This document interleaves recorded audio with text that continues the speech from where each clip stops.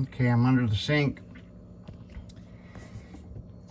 And this is a fitting that when you stick it on, it don't come off. You can get it off, but if you don't do it real careful, you'll break it. Push down on this ring that has the tabs when you're taking the whole thing off, but make sure it's in that position before you start. So push on it, comes right off. This is a quick disconnect. I took it all, it comes apart, and inside of it is a little thing.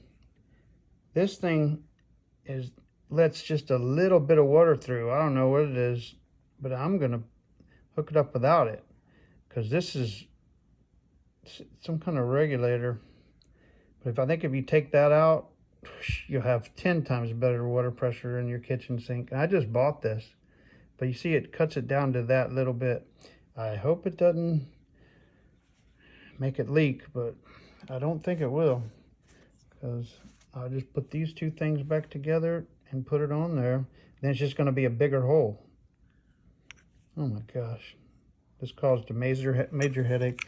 Maybe it got a little bit of rust in it, or a little bit of something, but I think this is the problem for the kitchen sink not working.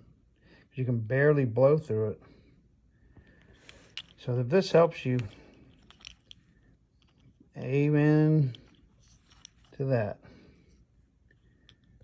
Have a good one.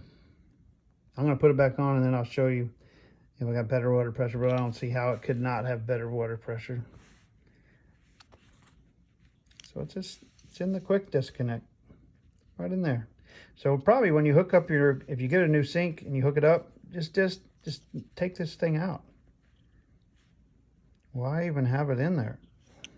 Try some government regulation crap. Yeah, I had no water pressure at all before I took that thing out. Now it's flowing. Yeah. Oh my God. I mean, it wasn't, it was barely trickling. That's what it was.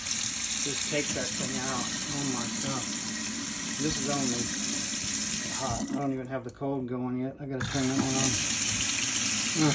on. Much better.